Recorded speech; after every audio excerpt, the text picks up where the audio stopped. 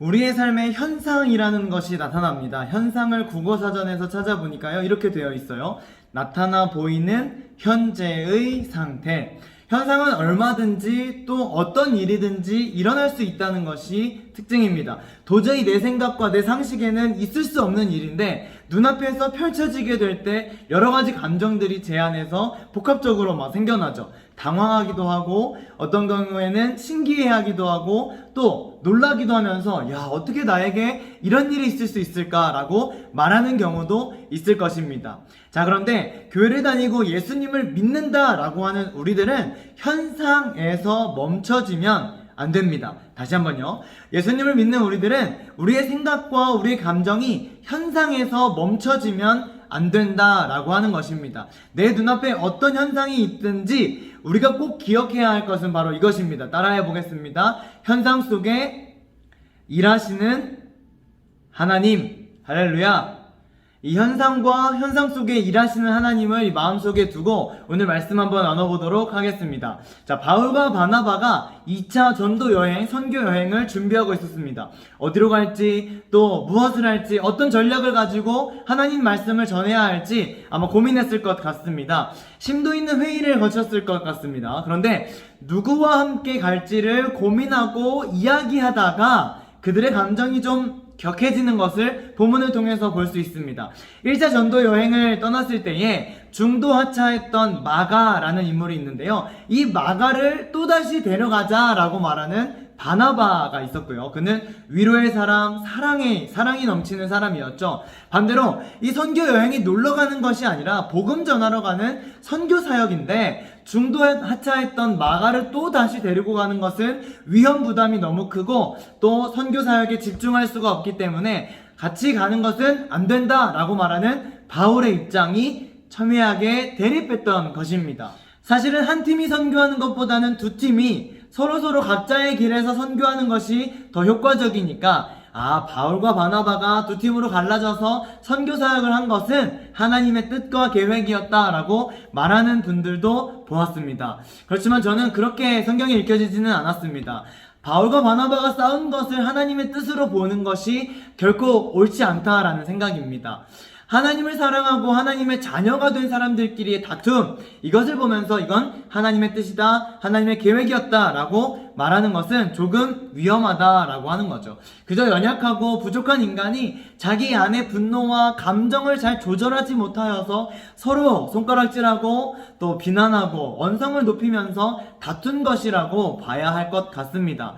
자, 이것이 바로 우리 앞에 놓여진 현상이라고 생각됩니다. 초대교회의 위대한 지도자 바울과 바나바가 자신들의 입장을 고수하다가 싸웠다는 것, 현상이죠. 그러면 우리들은 여기에서 무엇에 또 집중해야 될까요? 바로 현상 속에서 일하시는 하나님에게 집중해야 할 것입니다. 자, 그렇다면 이 사건에서 발견되는 하나님의 뜻은 무엇일까요? 제가 두 가지만 이야기하고 마치려고 합니다.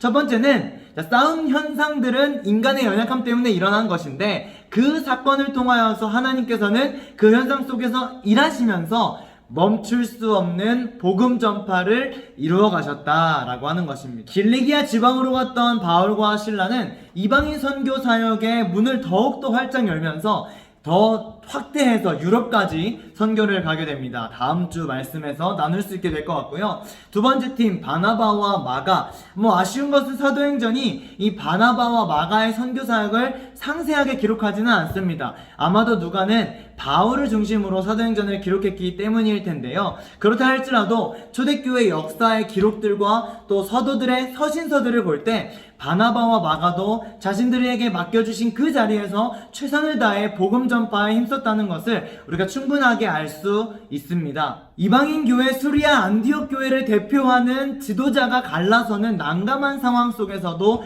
복음 전파의 놀라운 스토리를 이끌어 가셨던 하나님은 지금 우리들에게도 복음 전파 사역을 요청하고 계십니다. 대부분의 많은 청소년들에게 우리 전도해야 된다라고 말하면 전사님 지금 코로나 시기인데 어떻게 전도를 해요? 전사님 지금 교회가 많은 욕을 먹고 있는데 이제 전도 안 돼요. 아니, 학교에서는 진화론을 가르치고 수많은 신들 중에서 하나님은 한 분의 신이시다. 뭐 이렇게 가르치는데 어떻게 복음을 전할 수 있겠어요? 라고 말할지도 모르겠습니다. 복음을 전하라는 하나님의 명령에 여러분 이런 말들을 늘어놓는다면 여러분 아직도 현상에 머무르고 계시는 겁니다. 현상은 확실히 불가능하고 상황과 환경은 어렵다 할지라도 현상 속에서 일하시고 계시는 하나님을 바라봅시다. 할렐루야. 그리고 그분의 뜻에 따라서 우리가 최선을 다해서 여러 가지 방법을 사용하여서 복음을 전하면 됩니다. 하나님께서 열매 맺으시기 때문이죠. 현상을 딛고 일어나서 하나님의 뜻과 하나님의 계획을 실천해 나갈 수 있는 복음 전파의 축복의 통로로 여러분들 사용되시기를 간절히 소망합니다. 2차 전도 여행을 준비하던 바울과 바나바가 갈등을 겪었다, 싸웠다, 다툼이 일어났다. 이 현상 속에서 발견되는 하나님의 두 번째 일하심은 놓칠 수 없는 한 영혼에게 집중됩니다. 사실 이 싸움에서, 이 현상에서 가장 마음이 불편한 사람은 누굴까요? 바울? 바나바? 아니겠죠. 바로 마가입니다. 자기 때문에 이 초대교회의 위대한 지도자 바울과 바나바가 갈라섰으니 그 마음이 얼마나 괴로웠겠습니까? 또 주변 사람들의 수근수근거림을 아마 들어야 했을 것입니다. 뭐? 바울과 바나바가 싸웠다고? 누구 때문에? 무엇 때문에? 마가 때문에? 마가가 누구야? 마가 찾으러 가자! 마가는 아마 초대교회에 씻을 수 없는 오명을 남기고 역사 속에서 쓸쓸하게 사라져 버렸을지도 모릅니다. 스스로는 죄책감에 시달렸을 것이고 주변에서의 손가락질과 비난을 피할 수 없었기 때문이겠죠. 그런데 이런 현상 앞에서 하나님은 놓칠 수 없는 한 영혼 마가에게 집중하고 계셨습니다. 상처받은 마가, 좌절과 고통과 상심의 시간을 보내고 있는 마가를 하나님은 결코 버리지 않으셨습니다. 바나바를 통해서 그의 인생 두 번째 선교 여행의 기회를 주셨기 때문이죠. 성경에 상세하게 기록되어 있지는 않지만 바울과 베드로의 편지를 통해서 하나님이 얼마나 마가를 사랑하셨는지, 또 얼마나 열심을 다해서 마가가 선교 사역을 감당했는지 우리는 알 수 있습니다. 초대교회 위대한 지도자들을 분열시켜버렸던 주범 마가, 그러나 현상 속에서 역사하시고 일하시는 하나님은 그를 끝까지 포기하지 않으시고 연단시키셔서 기독교 역사의 중요한 인물로 사용하십니다. 한 영혼을 포기하지 않으시는 하나님의 크신 사랑, 우리가 꼭 받고 싶은, 우리가 꼭 받아야 하는 사랑이 아닙니까? 망했다고 생각했고 실패했다, 포기해야겠다라고 평가되며 도저히 일어서기가 힘든 그런 상황 속에서 하나님은 일하시고 하나님은 역사하시며 하나님은 세워주시는 분이십니다. 여러분의 상황, 여러분의 현실, 여러분의 현상, 눈앞에 어떤 일들이 있다 할지라도 하나님의 일하심을 바라보고 그 위대하심 앞에서 그저 감사함으로 엎드릴 줄 아는 사랑하는 믿음의 다음 세대가 되기를 간절히 소망합니다.